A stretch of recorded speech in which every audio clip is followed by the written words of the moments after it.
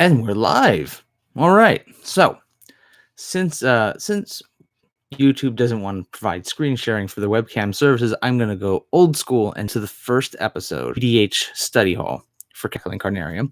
And the goal of this series is to physically examine literally every single Magic card in the history of Magic the Gathering. That's over the course of God knows how long it'll take. And I am promising nothing, but it is my own personal goal to go back over the history of Magic for myself so I have a better understanding of what's going on in just what the card pool is. There's a huge oh, shoot. And as you can see, we're doing this.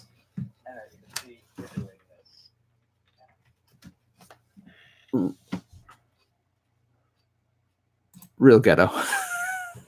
All right, so basically what we're going to do, my goal here is to have put together a series where I'm going to physically go through the cards that I know, cards that many of you may already know, but cards that I want to just make sure I don't forget. There's a huge chunk of Magic the Gathering history that I didn't play for 10 years, say from just after Urza Block till up until just when Zendikar was wrapping up. So the first Zendikar. So there was a good 10 to 12 years that I just wasn't playing from the late 90s up until 2010. And there's a lot of card pool that I'm not familiar with. And when it comes to Elder Dragon Highlander, Commander, as most people call it, that's a lot of missing information.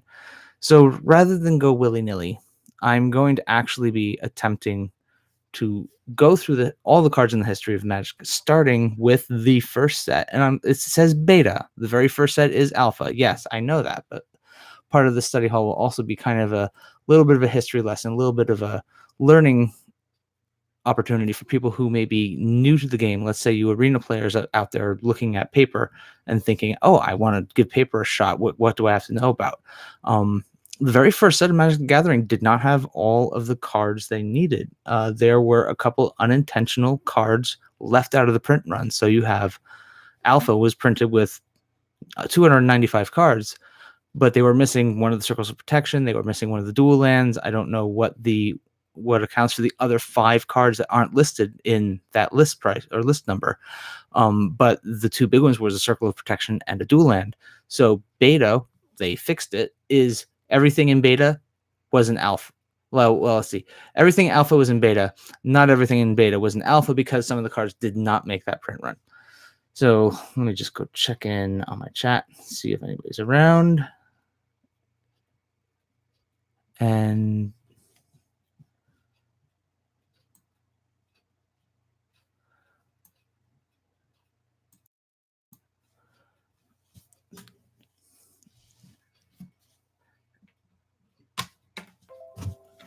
all right.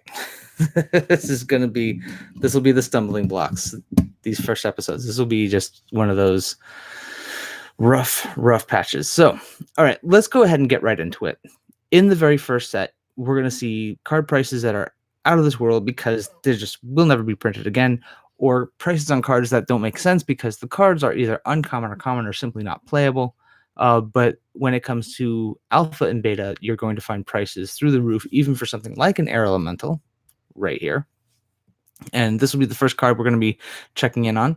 The Air Elemental back in the early 90s when this game first came out was kind of allegedly on par with something like Sarah Angel, but it was quickly outperformed. It is a 4/4 flyer for 3, 2 blue, and it's a summon elemental card. I'll have to go check Oracle text on the type, but it's an elemental. It's flying, and it's just got a giant wall of flavor text. The card itself is... And as I go through the series, I'm going to be like giving cards kind of like my grade, but really, truly, this card itself is it's junk. This is chaff. As far as EDH goes, this is not something you would play. And honestly, you would have plenty of other things you can do for 5 mana and get a lot more bang for your buck. Air Elemental was one of the, you're going to, as we go through the core sets from the very beginning, a lot of these cards, it was kind of like it was the Wild West for R&D. So some of the cards designs aren't going to make sense. Some of them are. Air Elemental was kind of every color had one of these cards. There was a 5 CMC. Its body, it was a 4/4 body typically. So you had like Sarah Angel and Sendra Vampire.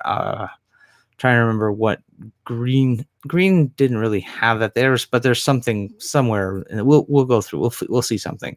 Red and green had some weird stuff, but blue, white, and black had this body on this casting cost, and they each had something to them. And Air Elemental was the weakest of the bunch. Now, moving into the next card, we have Ancestral Recall. This is an instant speed, 1 blue for draw 3 cards. This card is bananas. It is super powerful, and Ancestral Recall, let's go ahead and take a look at the ban list, is the first card on the ban list for Elder Dragon Highlander.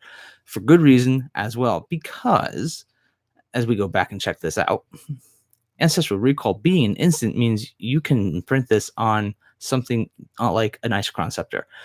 That basically pay 2 mana and draw 3 cards at will is busted. So paying 1 mana for this card, just basically, it was 1 card in a series in the very beginning. They had 1 casting cost instance where they did 3 of something. So Lightning Bolt did 3 damage.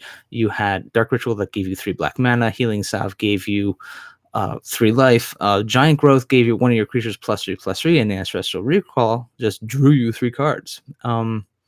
And it's funny how the wording is like draw 3 cards or force opponent to draw 3 cards. So it basically, I'm pretty sure the Oracle text is target player draws 3 cards.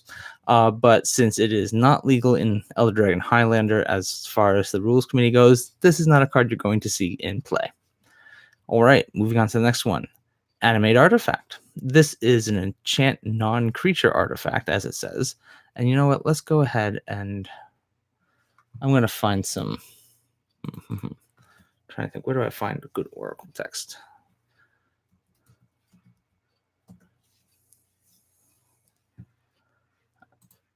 I'll get there. All right. So Animate Artifact.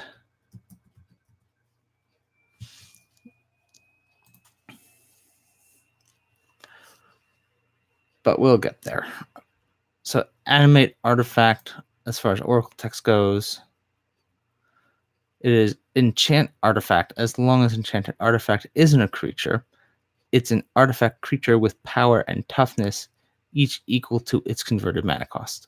So it was, in the early days, this was a card that you take to turn any artifact into just a big beater. And actually, for EDH, this is not completely irrelevant. There are cards. I'm trying to think. Darksteel Forge is one of those where I think the casting cost is pretty up there.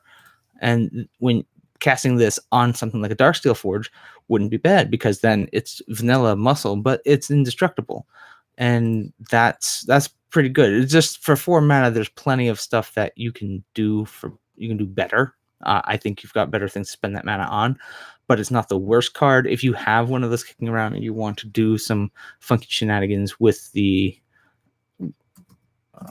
if you want to do some funky shenanigans with your artifacts, it's not the worst thing in the world. I just personally feel there are better things to do with it. So let's go look at Darksteel Forge.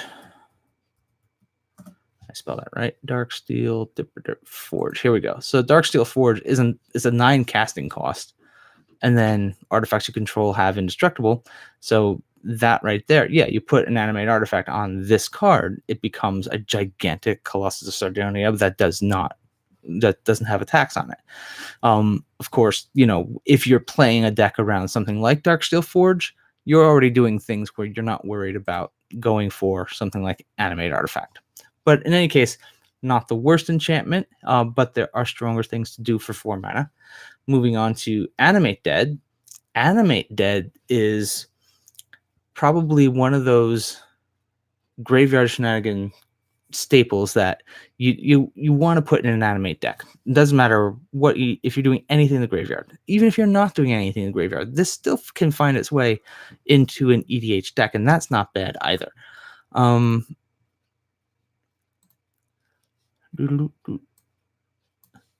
So The animate dead is 1 and a black for an enchant dead creature.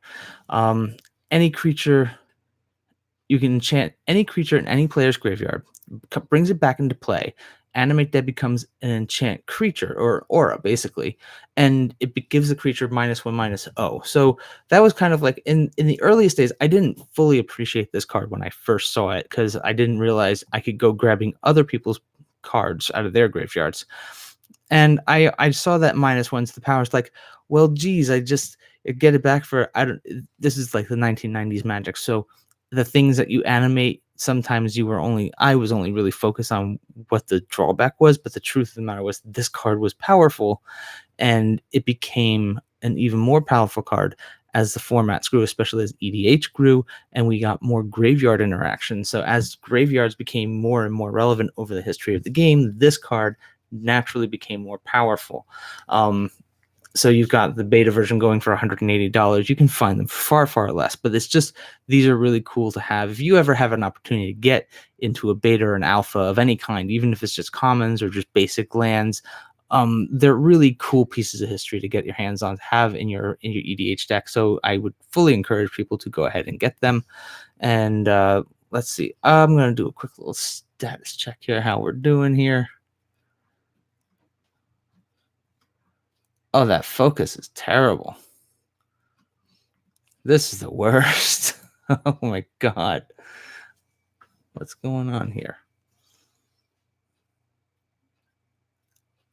Wow. This is bad. This is so bad. I'm looking at the channel and it's just so bad. Why is it doing that? Oh, that's the worst. Oh, I apologize if this isn't focused. You can't really see the artwork, can't see what I'm actually doing here. That's so bad. That's the worst. I'm the worst. Oh, this is terrible. Oh, let me see. What can I do to fix this? Huh. Is it too close? Too far away? Does it just not? Can it just not get there? Oh. See, this is why all I want for Christmas is some screen sharing. Honest to God, this is the worst. Wow. This is so bad. God, that's so bad. I'm sorry, friends. This is just going to be one of those experimental nights. All right, let's see.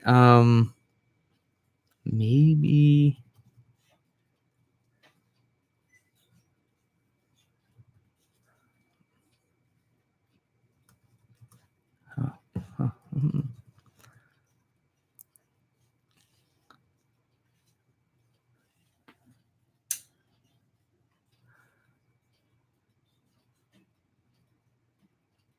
Oh, this is just terrible.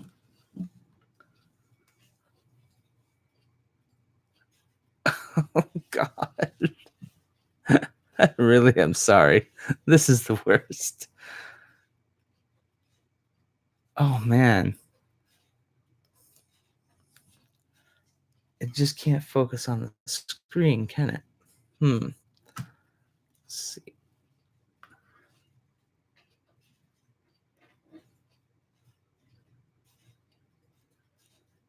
Oh, wow. This is really bad. I'm trying to focus it with a Sharpie.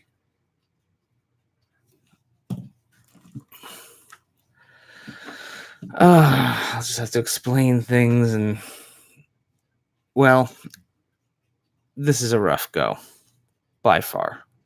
I just don't know what to do. We'll have to see if I can experiment with the cameras a bit. But yeah, this is what happens.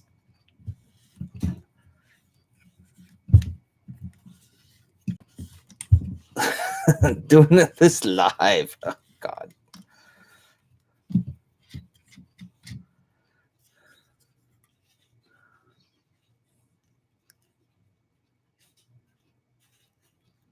This is the worst. That's crazy. So it can't focus. Oh, come on, give me a break.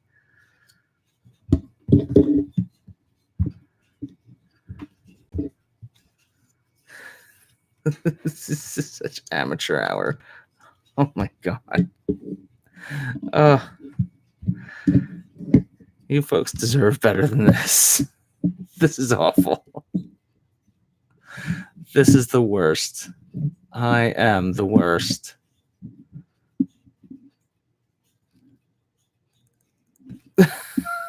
God.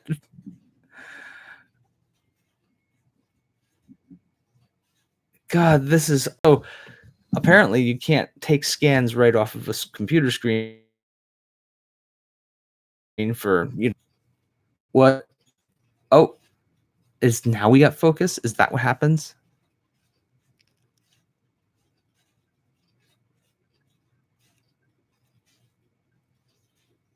Okay. Fine. We'll get there. Let's see. Let's go ahead and get through a few more of these cards before I bore people to death. And that'll be fine. That'll be just fine. Is it? And it's backwards? No.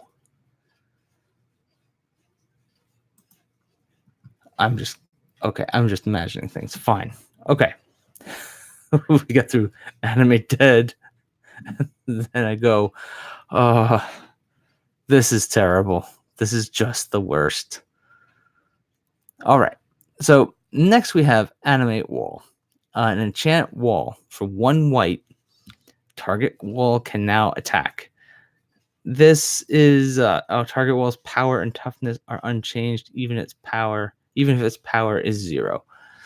So all this did was take a wall, which was relevant back in 1993, because a wall basically bought you time against one of their baddies, and it was just people played walls because you could, but there's no point in playing walls anymore. There is a point in playing, I think it's Arcades the Strategist, where toughness becomes the power, or the creature does power based on its toughness. That's the only time it becomes relevant. But as far as EDH goes, this is a dead card. There's really no point in playing this card. Even if you're playing a defender deck, it doesn't make sense. There's lots of other better things to do, even with 1 white mana. Ankh of Mishra, this card has seen iterations of it built, reprinted down later in the history of the game. Zozu the Punisher, I believe, is the goblin from Kamigawa that did the same thing. For 2 mana, you get an artifact, and they used to call it. It's funny. They used to call it continuous artifact and then mono artifact. Usually, like the Moxen and the Lotus was a mono artifact because you were supposed to sacrifice it, and that was something they changed in the wording later on. Mishra does 2 damage to anyone who puts a new land into play. So this was, I think the wording definitely changed, but just to say whenever Mishra does 2 damage to any player who plays a land. It doesn't matter if it's a new land or a land you bounce back to your hand and played it again with some shenanigans to do that kind of land looping. But Mishra is a great Punisher card. This has a home in many, many EDH decks, and it definitely puts a clock on the table, especially for greedy mana bases or players that are fetching a lot of land. Green likes to go fetching up a lot of land, so Mishra is a great one. If your meta has a lot of people searching up, tutoring their lands to put them in play, this will put a sour note on that strategy. So Mishra has been around since the beginning, and there have been multiple printings of it. You don't have to spend $400 for it, again, but this is the beta edition. So if you ever find yourself in possession of a beta edition, it's a sweet collectible to have. By all means, put it to good use or put it towards a college fund. I don't know. Wow, $400 for an Ankh. That's pretty sweet. Armageddon. This is another one. This is a controversial card in the sense that a lot of EDH players are focused on the idea that you want a card to be fun, or you want the game experience to be fun at least. Armageddon is an unfun card, And the combo back in the 90s was Armageddon and Urnamjin, where you play Urnamjin and then you play Armageddon, and it doesn't matter what creatures get Forest Walk, you still have a 4/5 that's going to beat some face.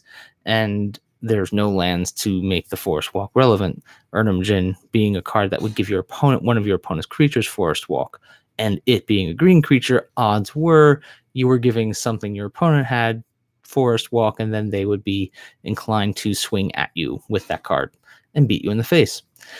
Armageddon, I don't believe, saw a lot of reprints. Definitely stayed in the core set for a number of years, but it's one of those things that has only been reprinted in novelty sets or special edition sets.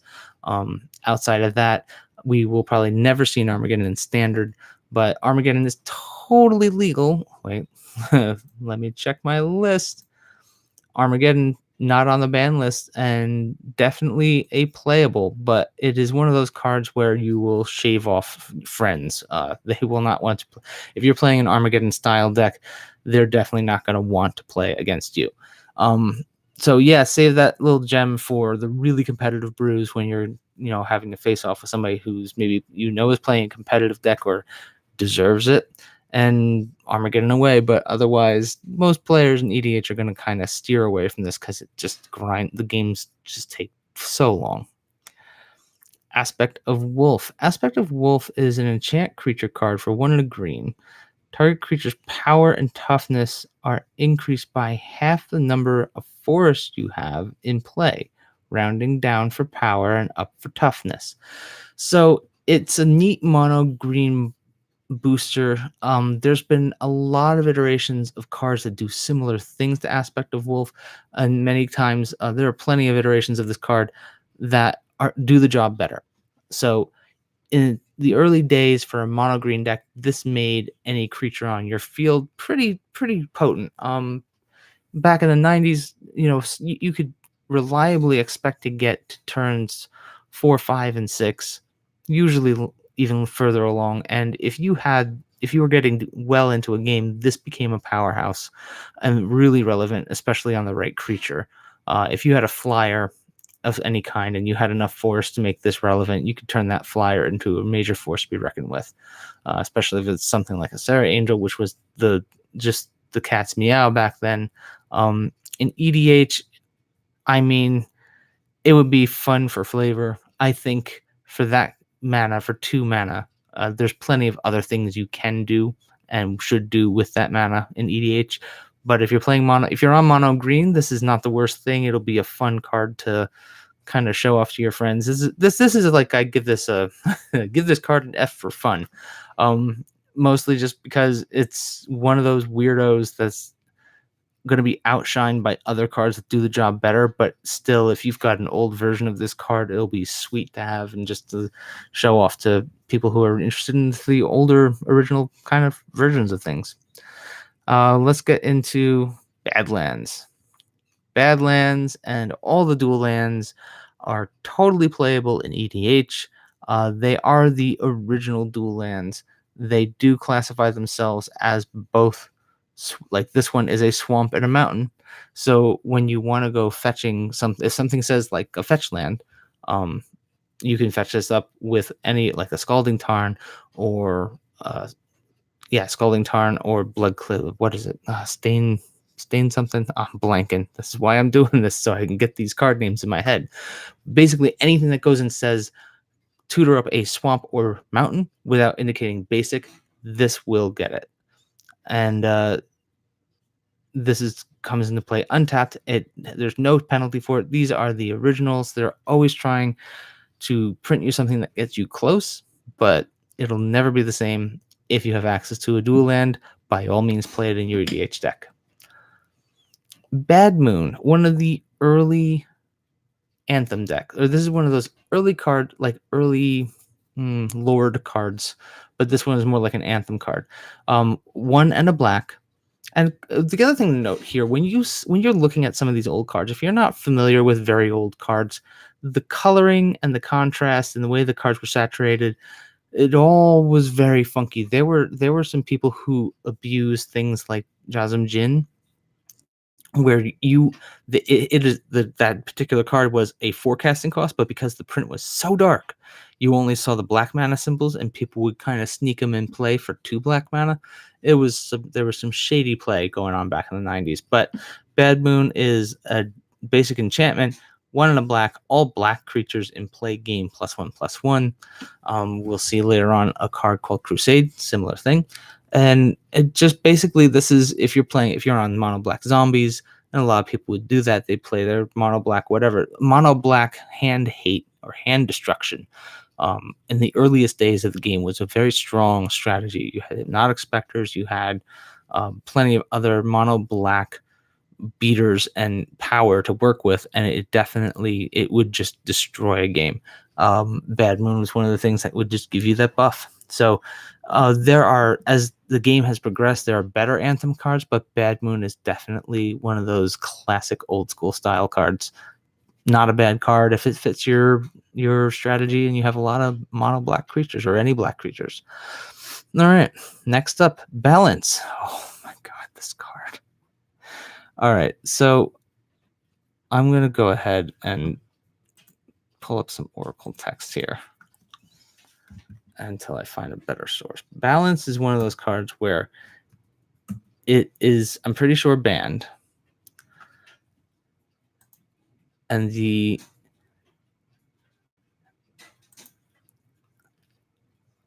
Oracle text for Balance would read, here we go.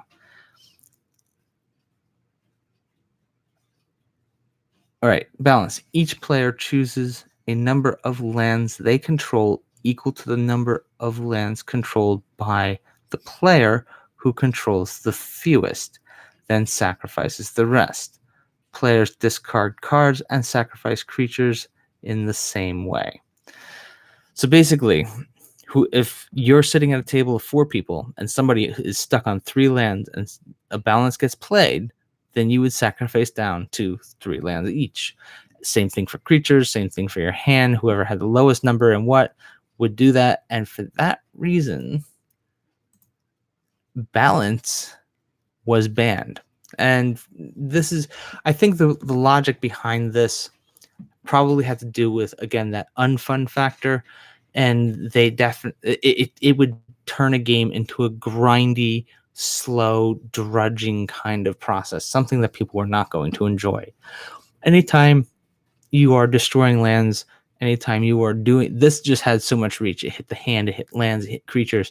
It basically, if somebody went and just didn't have anything in play, that was it. This would clear the board. It would clear the field of anything over whatever lands they had in play. It would just reset the game.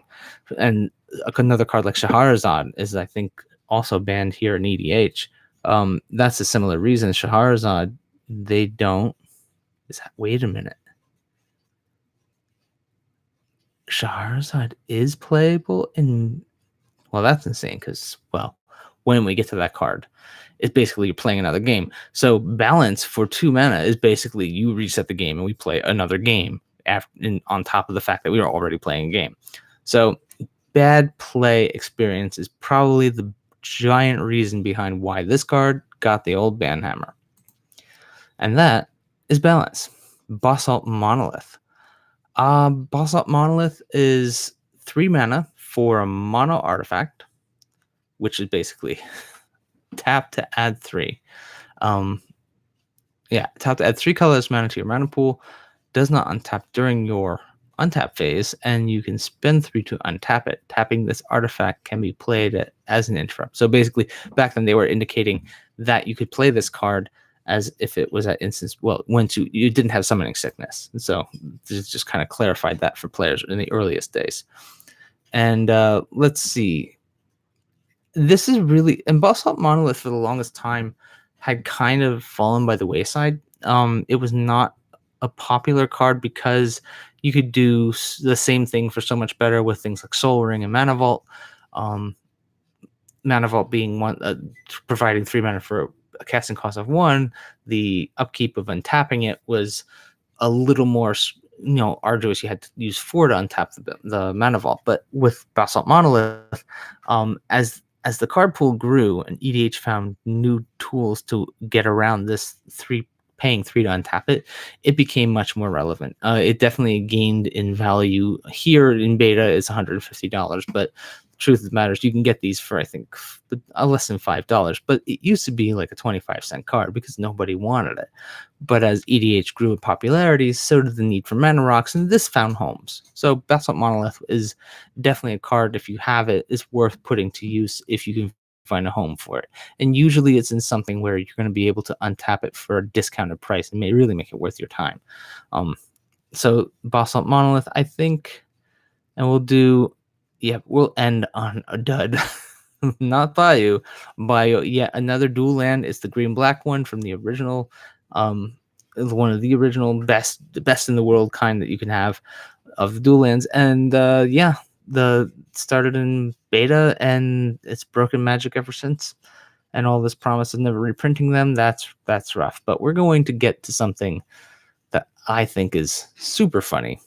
Benelish Hero, 1 white mana for a 1/1 summon hero with the keyword ability of bands.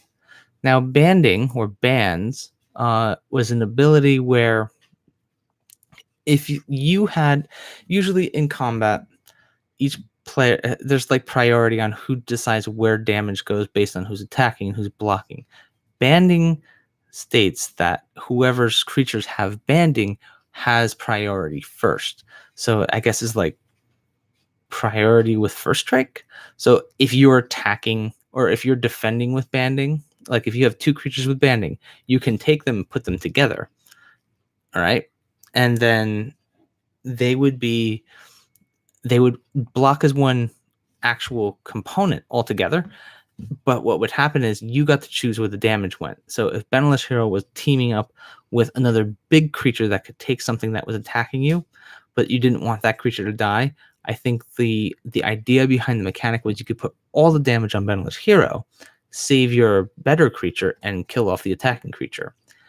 But the mechanic itself was a difficult mechanic to understand. The wording is weird. The complication, like it was complex when dealing with it in combat, and it just they kept it in the core set for a long time, even into the like late 90s. There were still cards with banding, but slowly, eventually, they got rid of banding. Banding is not something we're ever going to see come back, just because it is it's just one of those confusing types of cards that doesn't really get there. It just gets people agitated, like, oh, I don't understand this card, and it sits in a box and no one ever plays it. If you understand the mechanic, it can be very useful. But that's unfortunately, it's never going to come to that because it just was too difficult. It was too cumbersome of a mechanic. So anything with banding, you're probably not going to be interested. You're not going to need that. You're not going to want that. So there it is. I think we're going to wrap up this session here. We will leave off with Benelish Hero, and on the next episode, we'll pick up with Berserk and slowly eat this elephant one bite at a time. All right. Thank you for joining. I hope you enjoyed this really bad, rough start to a series that who knows how long it'll go. But again, I'm going through this to make sure that I'm going to personally myself see the cards, look at the cards, understand the cards, and know what they are and know where they might fit in EDH, or at least assess it for myself. And I'm just allowing you all to join me for the ride. So until next time, this is Johnny, also known as Johnny Slivers on Twitter, at the Cackling Carnarium, and we are doing this EDH series, and I'll be posting these as frequently as I possibly can. I'll probably be doing another one tomorrow. All right. Hope you have a good night and have a great day. I'll talk to you. See you around. Just, I don't know, like, subscribe. So it really doesn't matter. All right. Enjoy, and I will see you around the interwebs.